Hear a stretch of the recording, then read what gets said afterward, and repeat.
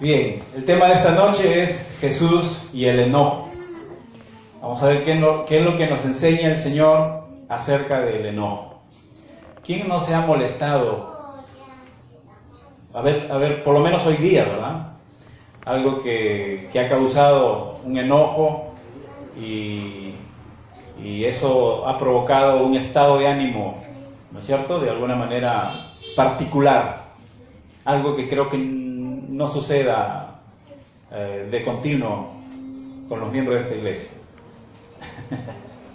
Bueno, es algo común el enojarnos y vamos a ver cómo el Señor trata acerca del enojo.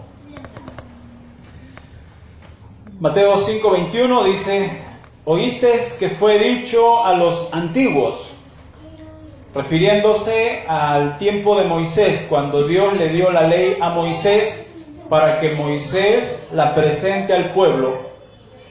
Y entre las famosas 10 leyes, los mandamientos de Dios, porque fueron más, pero se enumera 10 en el Éxodo 20, uno de ellos es: no matarás. Y Jesús dijo: oísteis que fue dicho a los antiguos, no matarás, y cualquiera que matare será culpable de juicio. Pero yo os digo que cualquiera que se enoje contra su hermano será culpable de juicio.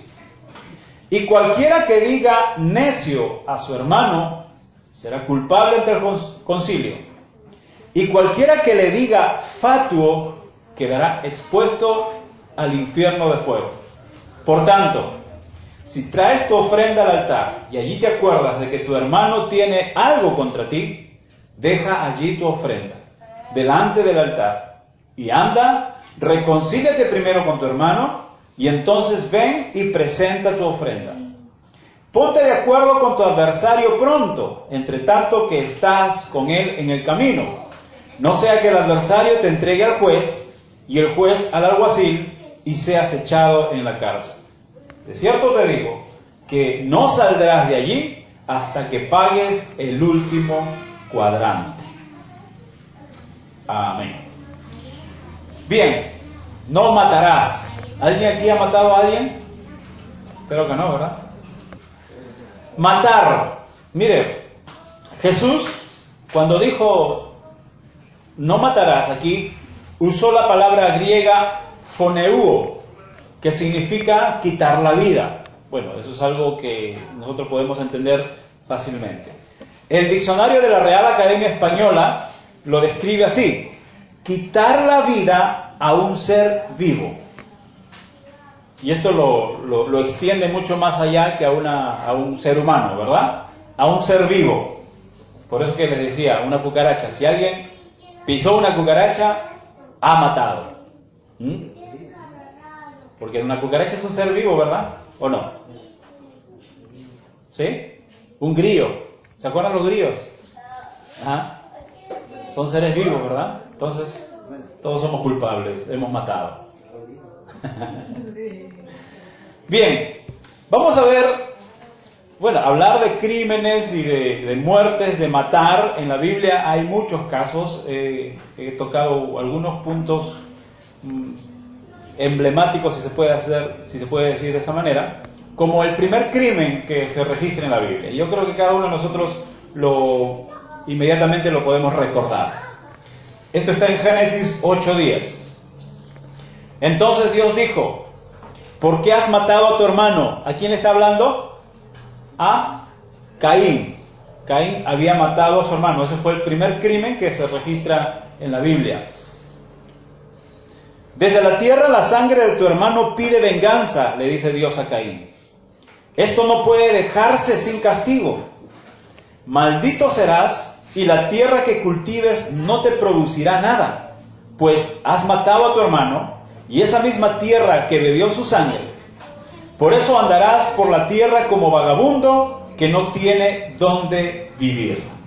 Mire el castigo que Dios le plantea a Caín porque quitó la vida de su hermano Abel. Aquí está Dios advirtiendo a Caín: por lo que has hecho, e incluso de alguna manera le pregunta, ¿no? Mire cómo Dios en su misericordia, nosotros sabemos que Dios es un Dios soberano, que Él todo lo sabe. Él no tiene que preguntarnos nada, ¿verdad? Pero en la Biblia encontramos muchas preguntas que Dios le hace al hombre, curiosamente. Como por ejemplo, cuando Adán pecó y se escondió, y Dios comenzó a preguntarle, ¿verdad? Adán, ¿dónde estás? ¿Acaso Dios no sabía dónde estaba Adán? Sino que cuando Dios plantea una pregunta al hombre es porque quiere entablar una conversación, quiere entablar un diálogo y quiere pues probar la honestidad en nuestras respuestas, ¿verdad? Entonces Dios aquí se acerca a Caín y le habla y le pregunta: ¿qué es lo que has hecho? ¿Por qué has matado a tu hermano? Porque la tierra clama por la sangre de tu hermano. Y hay una cosa que Dios le dice: esto no puede dejarse sin castigo. Entonces, aquí vemos que después del primer crimen, Dios establece el primer castigo a consecuencia del crimen. Y le dice: esto no se va a quedar así.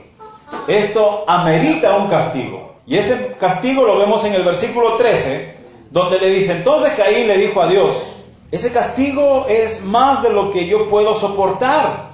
¿Cuál castigo? Lo que Dios le dijo en el versículo anterior: maldito serás. La tierra que cultivas no producirá nada. Mire, imagínense a lo que tuvo que atenerse Caín, de que ese era el medio de subsistencia en ese tiempo, en ese momento, que el hombre sembraba y luego cosechaba, y el fruto de esa cosecha era para su beneficio, para alimentarse y para otras cosas, ¿verdad? ¿Cómo podríamos reaccionar nosotros si es que en nuestra fuente de trabajo, en la cual nosotros estamos dedicando tiempo, invertimos dinero, invertimos fuerza, y de pronto no produce nada? Porque Dios lo estableció así. Por más que trabajes, por más que te esfuerces, por más que hagas lo que hagas, no te va a producir nada. Estás maldito. Eso fue lo que le dijo Dios a Caín. Entonces, Caín, al sopesar de alguna manera ese castigo que Dios le estaba dando, le dice: ¿cómo puedo yo soportar tremendo castigo? Hoy me estás condenando a vivir en la tierra como un vagabundo. Tendré que andar escondiéndome de ti, y cualquiera que me encuentre me matará. Mire cómo la violencia genera violencia. Esta primera muerte genera, según el pensamiento de Caín, que a él también lo puedan matar por lo que había hecho. Pero Dios le responde: de ninguna manera. Si alguien se atreve a matarte, hasta ahí parece que Dios está defendiendo a Caín.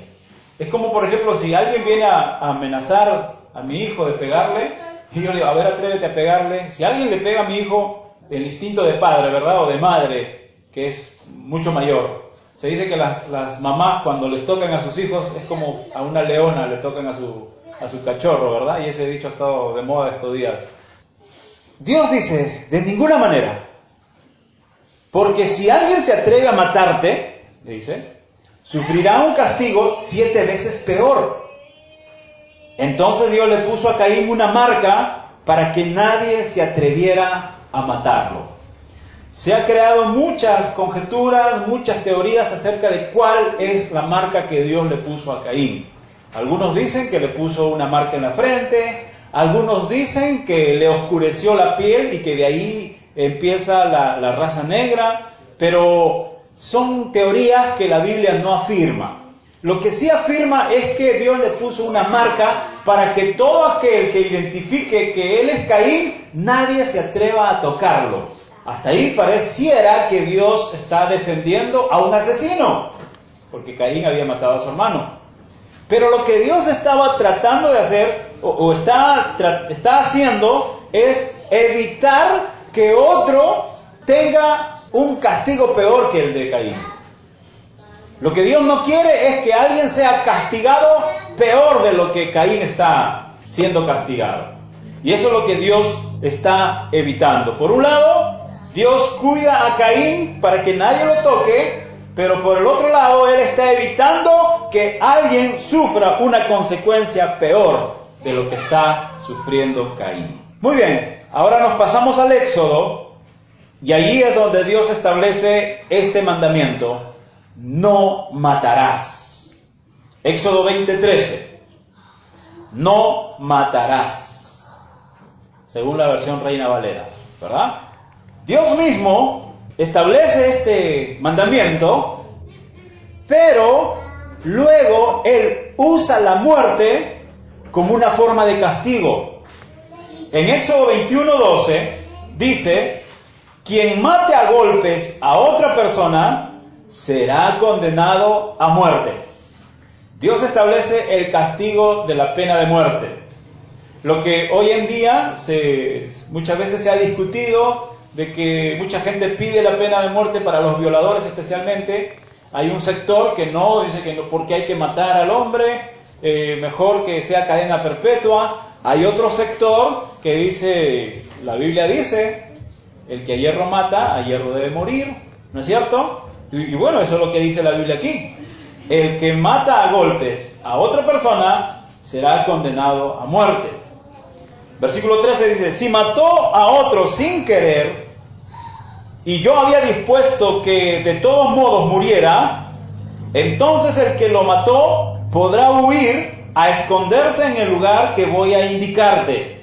¿Cuál es ese lugar? Más tarde vemos que Dios establece lugares de refugio para los asesinos, o para los que han matado a una persona. Aquí dice, si alguien mató sin querer, por accidente, de repente está pasando por un lugar y hace algo sin saber que había una persona ahí y logra matarlo, o sea, no tuvo la intención de matarlo, pero el hecho es que mató a otra persona, entonces esa persona, merece el castigo de la muerte. Pero Dios establece lugares de refugio, entonces le dice, esta persona se tiene que ir a refugiar, porque si lo encuentran fuera del lugar de refugio lo van a matar por la ley. Entonces, esta persona se refugia hasta que puedan determinar si es que es inocente. Aún si logran encontrar que es inocente, esa persona no debe salir de ese lugar de refugio. Se quedaría de por vida en ese lugar, porque si sale de ese lugar, por la ley, esa persona moriría. Entonces, ¿cuándo se le perdonaba la vida? Porque hizo sin querer, le comprobaron su inocencia, pero le perdonaba la vida siempre y cuando permanezca en ese lugar de refugio.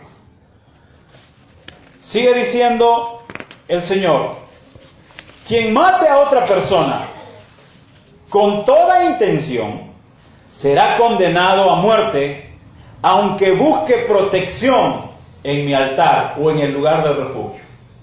También habían personas que al saber, si en el lugar de refugio es un lugar donde no pueden aplicar la pena de muerte, entonces alguien que asesinaba a una persona quería refugiarse ahí y se iban a refugiar ahí también. Pero dado el juicio, encontraban que era culpable y así esté en el lugar de refugio, esa persona tenía que morir. Quien golpea a su padre o a su madre será condenado a muerte. Mire, estamos hablando del castigo que Dios establece, el castigo de muerte que Dios establece.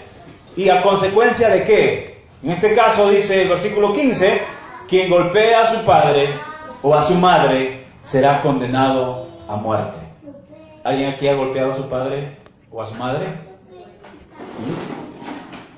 Mire, según la ley de los israelitas, si nosotros estuviésemos viviendo en ese tiempo y rigiera la ley para nosotros, hace rato nos hubiesen apedreado, si es que hubiésemos hecho eso.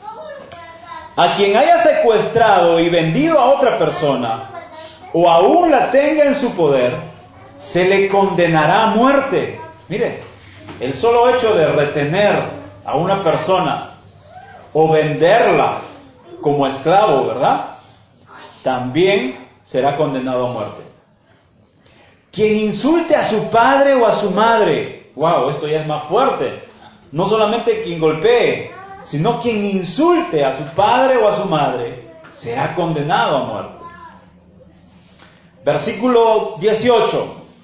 Si dos hombres se pelean y uno de ellos hiere a otro con una piedra o con el puño y lo deja tan herido que deba quedarse en cama, El que hirió será inocente únicamente si el herido logra levantarse y caminar con ayuda de un bastón.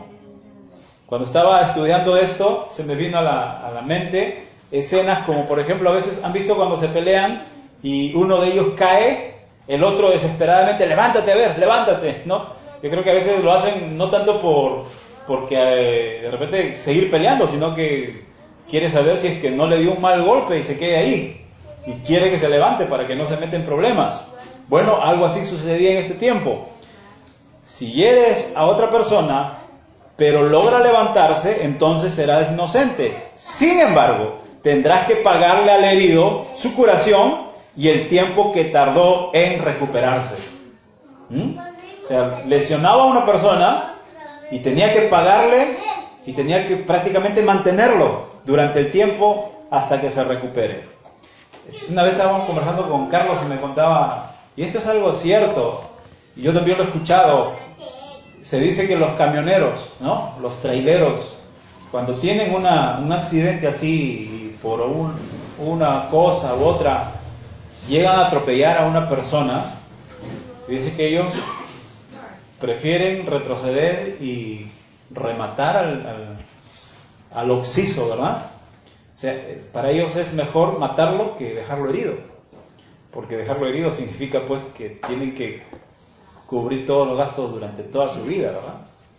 Bueno, son conceptos de estas personas. 20. Si alguien golpea con un palo a su esclavo o esclava y él o ella muere en ese momento, deberá ser castigado por su crimen. Pero si el esclavo o la esclava mueren 1 o 2 días después, el dueño no será castigado, pues los esclavos eran de su propiedad. 22. Si varios hombres se pelean entre sí y en su lucha golpean a una mujer embarazada, se hará lo siguiente: si a la mujer no le pasa nada, pero muere el niño que estaba en su vientre, el que resulte culpable deberá pagarle al esposo de la mujer lo que él pida, siempre y cuando los jueces consideren que lo que está pidiendo es justo. Pero si a ella le pasa algo, se castigará al culpable haciéndole el mismo daño que le hizo a la mujer. Es decir, si mata a la mujer, será condenado a muerte. Si le saca un ojo, también a él se le sacará un ojo. Si le rompe un diente, a él también se le romperá un diente. En cada caso se cobrará mano por mano, pie por pie, quemadura por quemadura, herida por herida, golpe por golpe. Si alguien hiere en un ojo a su esclavo o esclava y hace que pierda la vista, tendrá que dejarlo en libertad. La misma ley se aplica en caso de que le rompa un diente. Mire cómo Dios establece esta ley, y esta es la ley que Jesús en este sermón del monte le habla a sus discípulos y les dice: ¿se acuerdan de esa ley en donde se dijo a los antiguos, no matarás? Muy bien, ahora Jesús les dice, pues yo le voy a decir algo: cualquiera que se enoje contra su hermano va a tener la misma culpa que aquel que lo mata. Va a ser culpable de juicio, y cualquiera que le diga necio a su hermano será culpable ante el concilio, y cualquiera que le diga fatuo quedará expuesto al infierno de fuego. ¿Qué es lo que está haciendo Jesús aquí? En esta enseñanza, Él está dando de alguna manera la forma de evitar que cualquiera llegue al homicidio. O sea que el homicidio ya es el extremo, ¿verdad?, de una actitud en la cual el Señor está tratando de evitar, diciéndole a sus discípulos: si alguien solamente se enoja con su hermano, entonces es culpable de juicio. ¿Qué es lo que está diciendo el Señor? Eviten enojarse con su hermano. Él está advirtiendo que el solo hecho de vivir enojados con nuestro prójimo, ya estamos mereciendo el mismo castigo de la muerte. Pero a la vez Él señala 3 niveles en la actitud del hombre. Nivel número 1, enojarse. Jesús dice, Él usó la palabra orgizo. es la palabra griega que traduce enojarse. ¿Qué es orgizo? Como acción es provocar o encolerizar. En otras palabras, Jesús estaba diciendo, si alguien provoca o alguien hace que se encolerice a alguien o otra persona, es culpable de juicio. También como estado, como actitud, es enojo, ira o airarse. Eso es lo que significa orgizo. Es lo que Jesús dijo. Si cualquiera se enoja o tiene ira o se aira contra su hermano. Ahora, mis hermanos, por un lado Jesús nos advierte que no debemos provocar ira o enojo a nadie. Eso es lo que nosotros tenemos que evitar. Provocar que otra persona se moleste, se enoje. Porque esa actitud nuestra de provocar que alguien se enoje nos lleva a ser culpables de juicio. Por otro lado, también nos advierte que no debemos permanecer enojados. Por eso preguntaba temprano, ¿quién se ha enojado hoy? Y ojalá que si se enojó, en ese momento se haya echado agua fría sobre su cabeza, ¿verdad? Porque no debemos permanecer enojados. También estaríamos sujetos a juicio si es que estamos en esa condición. El permanecer enojados. Pablo reconoce que nosotros podemos airarnos fácilmente, pero él no nos da tregua. Dice Efesios 4:26, airaos, pero no pequéis. Que no se ponga el sol sobre vuestro enojo, ni den lugar al diablo. El sol ya se ocultó, ¿verdad? Si alguien se ha enojado hoy, pues hasta antes que el sol se oculte ya debería haber pasado, apaciguado el enojo. Entonces, mis hermanos, nosotros inmediatamente al enojo debemos poner paños fríos. Tenemos que hacer que eso mengue, tenemos que tranquilizarnos, si es posible respirar profundo, no sé cuántas veces hasta que te calmes, porque no debemos permanecer enojados por mucho tiempo, porque de lo contrario llegaríamos a pecar. Santiago 1:19 dice, por esto, mis hermanos, todo hombre sea pronto en oír, tardo para hablar, tardo para enojarse, tardo para molestarse. ¿Cuántos podemos alcanzar esa virtud de ser tardos en molestarnos por alguna circunstancia? De seguro que nos puede molestar, pero debemos tener cabeza fría.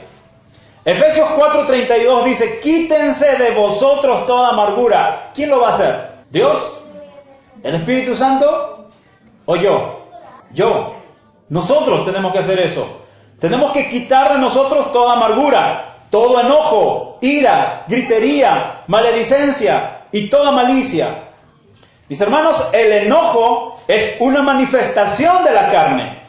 Y si permanecemos en el enojo, entonces quiere decir que aún estamos dominados por la carne. Gálatas 5:19 dice, y manifiestas son las obras de la carne, las cuales son adulterio, fornicación, inmundicia, lascivia, idolatría, hechicería, enemistades, pleitos, celos, iras, contiendas, disensiones, herejías. Hermanos, esto es manifestación de la carne, de las obras de la carne. Si eso se está manifestando todavía en nuestras vidas, eso quiere decir que nuestra carne todavía está bien feliz en nosotros. Estamos alimentando más nuestra carne que nuestro espíritu. El versículo 21 dice, y todas estas cosas semejantes a estas, acerca de las cuales os amonesto, como ya los he dicho antes, que los que practican tales cosas no heredarán el reino de Dios. Tal vez que te enojes no te provoque la muerte. Tal vez el que estés airado con tu hermano no te va a matar físicamente. Pero si esas situaciones permanecen en uno, dice la Biblia, tales personas no heredarán el reino de los cielos. Y esta es una muerte peor que la muerte física. Preferible la muerte física antes que la muerte espiritual. Ese es el nivel 1, el enojarse. El nivel 2 es decirle necio a alguien. ¿Y qué significa decirle necio? En otras palabras, es insultar a alguien. Dice el versículo 22, la segunda parte: cualquiera que le diga necio a su hermano será culpable ante el concilio. Jesús usó la palabra griega raka, que significa eitu, indigno, un desprecio. O sea, si alguien le dice, se expresa de esa manera a su hermano, entonces dice Jesús, es culpable ante el concilio. Mis hermanos, lógicamente los hijos de Dios ya han dejado atrás esas prácticas. Se ha de suponer que si aquí todos somos hijos de Dios y pregunte, ¿cuándo ha sido la última vez que ustedes han insultado a alguien? Se ha de suponer que eso ha sido hace muchísimo tiempo.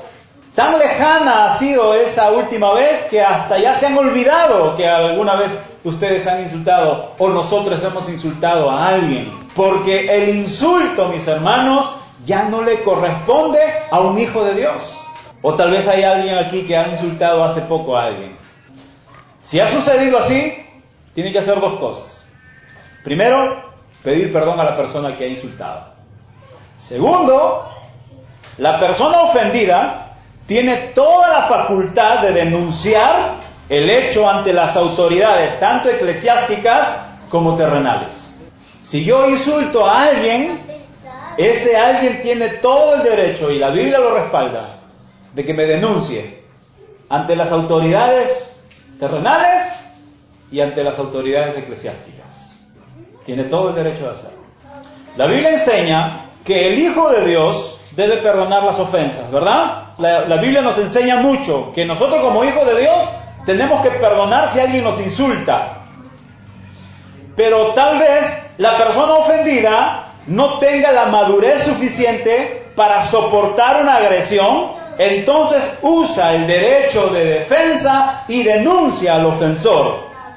La Biblia respalda esa actitud. Pero hay una pregunta que deberíamos hacernos. ¿Un hijo de Dios tendría que llegar a ser denunciado porque ha insultado a alguien? Bueno, hasta donde vemos, el Hijo de Dios no puede llegar a insultar a nadie. Entonces, si hay una denuncia aquí hacia alguien por haber insultado, es porque ese alguien hay que cuestionar si es que es hijo de Dios. ¿Cómo podría un hijo de Dios ser denunciado por insultar a alguien? No es posible. Es difícil que el Hijo de Dios llegue a ese segundo nivel, de insultar a alguien. Vamos al tercer nivel. Cualquiera que diga fatuo quedará expuesto al infierno de fuego. ¿Qué es decir fatuo? Es maldecir. Mira, el primer nivel es enojarse con su hermano. El segundo es insultar a su hermano o a su prójimo. El tercero, que lo maldiga.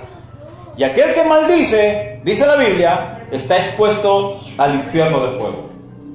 Definitivamente, mis hermanos, si es difícil que el Hijo de Dios llegue al segundo nivel, pues ahora es imposible que el Hijo de Dios llegue a este tercer nivel. Quienes llegan a este tercer nivel, entonces no son hijos de Dios. ¿Son hijos de quién? Del diablo.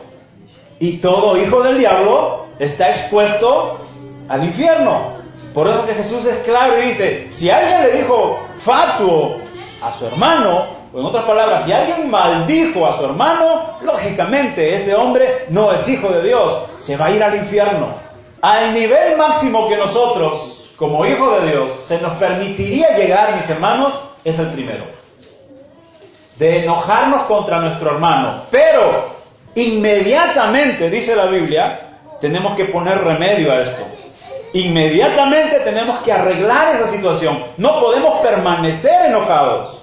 El versículo 23 de Mateo 5 dice, por tanto, si traes tu ofrenda al altar y allí te acuerdas que tu hermano tiene algo contra ti, deja allí tu ofrenda delante del altar y anda, reconcíliate primero con tu hermano y entonces ven y presenta tu ofrenda.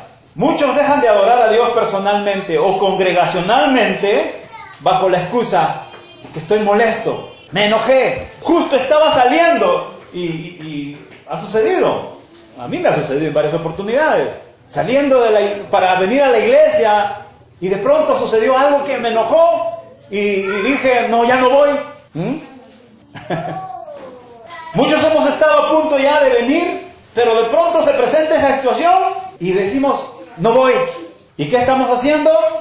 Estamos dejando de adorar a Dios por estar enojados. ¿Y saben cuál es el problema? Que nosotros nos atribuimos el derecho de no adorar a Dios porque estoy enojado. Como estoy molesto, no puedo adorar a Dios. No lo voy a adorar a Dios porque estoy molesto. Pero ¿qué es lo que dijo Jesús? Dice, si tú estás viniendo al altar a adorar a Dios, el presentar una ofrenda es adorar a Dios, y te acuerdas que hay alguien que se ha enojado contigo, mira, no necesariamente que tú te enojes contra alguien, sino que alguien esté enojado contigo, que es mucho peor, y te acuerdas allí, anda, deja tu ofrenda ahí, anda, reconcíliate, arregla, pero ven inmediatamente y presenta tu ofrenda. No dice el Señor, muy bien, ándate a tu casa y quédate ahí encerrado hasta que se te pase, yo te voy a esperar. No, el Señor dice, arregla, reconcíliate, entonces ven, porque has puesto una pausa a tu adoración, ¿verdad? Como cuando estamos viendo un video y le ponemos pausa, se queda detenido ahí nuestra adoración, tenemos que ir a arreglar la situación y luego venir y nuevamente despausar nuestra adoración, porque tenemos que seguir adorando a Dios. Hermanos, no debemos dejar de adorar a Dios por nada. Inmediatamente debemos arreglar el asunto. Luego que arreglamos el asunto, debemos venir corriendo nuevamente para presentarnos constantemente ante el altar de Dios para adorar. No podemos atribuirnos, no, ya me enojé o me molesté, no puedo ir a adorar a Dios. O no puedo orar porque estoy enojado. Debemos orar, debemos adorar a Dios. Pero si hay un enojo que está estorbando, entonces vamos a arreglar el asunto. Vamos a echar agua fría, paños fríos en ese momento, porque tenemos que venir a adorar a Dios. Versículo 25. Ponte de acuerdo con tu adversario pronto, dice el Señor. Entre tanto que estás con él en el camino, no sea que el adversario te entregue al juez, y el juez te entregue al alguacil y seas echado en la cárcel. De cierto te digo que no saldrás de allí hasta que pagues el último cuadrante. ¿Qué significa ponernos de acuerdo con nuestro adversario? De seguro que varias veces nosotros hemos leído este versículo y entonces queremos entender qué es lo que el Señor está diciendo allí. Lo primero que tenemos que hacer es analizar por qué se ha llegado a esa situación. Porque hay una adversidad, hay un pleito en ciernes, ¿verdad? En ruta. Hay dos personas que están peleadas, están distanciadas. Entonces, ¿por qué se llegó a esa situación? Ahora, para que se hable de comparecer ante los tribunales, es porque ha habido una denuncia. Uno de los dos ha tenido que denunciar el hecho. Porque aquí Jesús ya está hablando de algo que ha sido denunciado, ¿no es cierto? Entonces, la pregunta es, ¿quién denunció? El Hijo de Dios tiene que llegar a denunciar una ofensa que se le ha hecho. Cuando nosotros hemos visto y hemos entendido por la palabra de Dios que el Hijo de Dios es mejor que calle, que deje la causa del Señor. Entonces el Hijo de Dios no va a denunciar, pero el asunto es saber, la persona que no es un hijo de Dios, o no es un cristiano, o es un cristiano inmaduro, fácilmente va a denunciar el hecho. Entonces estamos viendo aquí dos tipos de personas. Un hijo de Dios y uno que o no es hijo de Dios, o es inmaduro. Mire, entonces, ¿quién de los dos es el que ha hecho la denuncia? Se supone que el que no es hijo de Dios es el que ha hecho la denuncia. Muy bien. Para llegar a un acuerdo en este contexto, porque Jesús dice, ponte de acuerdo con tu adversario. Y para llegar a un acuerdo entre estas dos partes, mis hermanos, alguien de los dos tiene que ceder. Si no, no hay acuerdo. Alguien de los dos tiene que ceder. ¿Y quién cree usted que es el que tiene que ceder? El Hijo de Dios. El Hijo de Dios tiene que ceder. ¿Qué significa eso? Que aunque yo no tenga la culpa, que aunque yo sea inocente, yo tengo que ceder. ¿Por qué? Porque el objetivo es que yo logre la reconciliación. ¿Ve? Entonces Jesús está diciendo, si hay pleito entre dos personas, mejor arreglen en el camino antes que lleguen al juez. Entonces se tiene que conversar. Ambas partes tienen que ponerse de acuerdo. Uno de ellos tiene que ceder. Y el que cede tiene que ser el Hijo de Dios. Porque siendo Hijo de Dios no quieras ceder, es porque tú estás queriendo llegar hasta los tribunales. ¿Por qué? Porque quieres defender tu causa. Pero un Hijo de Dios tiene que actuar así. Ahora, lógicamente, el Hijo de Dios es el que cede, aunque salga perdiendo. Ese arreglo que Jesús está diciendo que debemos hacer en el camino, significa que yo debo buscar la reconciliación, aunque salga perdiendo. O sea, el objetivo no es, yo tengo que salir ganando de este pleito. No. El objetivo es que haya una reconciliación, así nosotros salgamos perdiendo. ¿Alguien se atrevería a perder? ¿Alguien estaría dispuesto a ceder la razón, aunque la otra persona no la tenga? Yo tengo la razón, pero por buscar la reconciliación, yo tengo que ceder. Dicho esto, mis hermanos, si todos los hombres practicáramos esto, mire cuántos homicidios se habrían evitado. ¿Cuántos feminicidios? Pero mire todo lo que se podría evitar si es que una de las partes cede. Y los llamados a ceder ante un pleito, aunque salga perdiendo, teniendo la razón, es cierto que quien no tiene a Dios como Señor de su vida, no lo va a aceptar. El que escucha esto dice, no, está loco, pastor. Lógicamente, el que no tiene a Cristo en su vida, ¿verdad? No, está loco, ¿no? Yo tengo que hacer valer mi derecho. Hasta las últimas consecuencias. Mire todo lo que tiene que hacer. Porque tiene que pagar abogados, tiene que sobrellevar todos estos juicios. Pero su meta es ganar el juicio. Pero todo lo que está perdiendo, ¿verdad? Entonces, y que te digan, no sabes qué, mira, mejor cede, dale la razón aunque no la tenga. No puede ser posible. Ese es el corazón que no tiene a Dios. Los hijos de Dios, mis hermanos, no se nos permite llegar a estas instancias. Como hijos de Dios, apenas podemos llegar al primer nivel de enojarnos, pero inmediatamente nosotros tenemos que remediar la situación antes que llegue la noche. Efesios 4:26 dice, si se enojan, no permitan que eso los haga pecar. Humanamente todos reaccionamos a alguna acción que no nos gusta y nos enojamos. Es natural. No es pecado enojarnos, pero sí, el enojo nos puede llevar a pecar. Y dice Pablo, no permitan que eso los haga pecar. El enojo no debe durarles todo el día, antes que se vaya el sol. Y alguien me pregunta, pastor, ¿y si yo me enojo de noche? Pues antes que te vayas a dormir. El asunto, mis hermanos, es que nosotros no debemos permanecer enojados mucho tiempo. ¿Por qué? Porque le estaríamos dando lugar al diablo para tentarnos. ¿Cuántas veces ha pasado por nuestra mente, verdad? Sed de venganza. Sí, ya vas a ver. No sabes lo que te espera. Y esas son las tentaciones que el diablo pone en nuestra cabeza. ¿Por qué? Porque permanecemos enojados, ¿no? Pero dice la Biblia, antes que lleguen a la autoridad, mejor reconcíliense.